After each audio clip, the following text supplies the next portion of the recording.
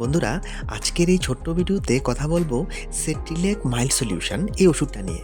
সেট্রিলেক mild solution এই ওষুধটার মধ্যে যে উপাদানটি আছে সেই উপাদানটির নাম হচ্ছে গিয়ে সেট্রিমাইড।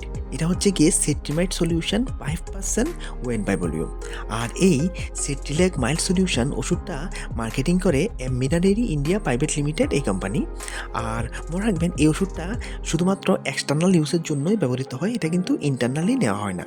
আর সেট্রিলেক মাইল্ড সলিউশন এটার মধ্যে যে সেট্রিমাইড সলিউশন 5% ওয়েট বাই ভলিউম উপাদানটি আছে, এই সেট্রিমাইড নিয়ে কিন্তু অনেকজনের মনেই কনফিউশন যে এই সেট্রিমাইডটা কেন ব্যবহৃত হয় বা কীভাবে ব্যবহার করবেন, আর ডাক্তার বা কেন এটাকে প্রেসক্রাইব করে। তো এই নিয়ে আজকের এই ছোট্ট ভিডিও, এই ভিডিওতে আমি আপনাদেরকে বলে দেবো এটা কী কাজে ব্যবহৃত হয় আর কেন বা ব্যবহার করবেন বা কীভাবে ব্যবহার করবেন।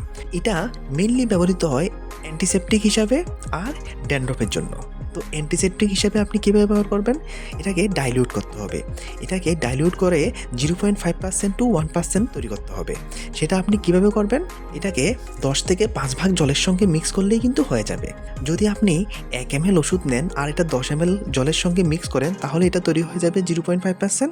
আর যদি আপনি 1 ml ওষুধ নিয়ে 5 ml জলের সঙ্গে মিক্স করেন তাহলে এটা তৈরি হয়ে যাবে 1% স্ট্রেংথে।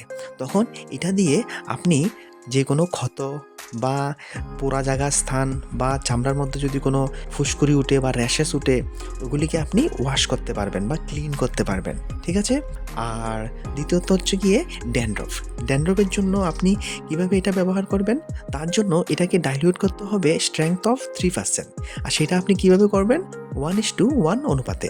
আর তার জন্য আপনাকে 1 ml ওষুধের সঙ্গে 1 ml জল বা 10 ml ওষুধের সঙ্গে যদি 10 ml জল আপনি মিক্স করেন তাহলে কিন্তু এটা 3% স্ট্রেংথে তৈরি হয়ে যাবে। আর তখন সেটা দিয়ে ভিজা চুলকে আপনাকে ওয়াশ করতে হবে, তারপরে জল দিয়ে ভালো করে ধুয়ে নিতে হবে।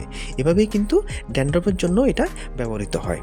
আর এই দুটি কাজের জন্যই কিন্তু ডক্টর এটাকে প্রেসক্রাইব করে। বন্ধুরা, চ্যানেলে যদি নতুন এসে থাকেন তাহলে চ্যানেলটি অবশ্যই সাবস্ক্রাইব করে রাখবেন এই ধরনের মেডিসিনের ইনফরমেশনগুলি কন্টিনিউ ফ্রিতে পেতে। এবার বলতে চাচ্ছি যে স্টোরেজ, কীভাবে এটাকে স্টোর করবেন, 30 ডিগ্রির থেকে কম টেম্পারেচারে স্টোর করবেন, শুকনো আর ডার্ক প্লেসে।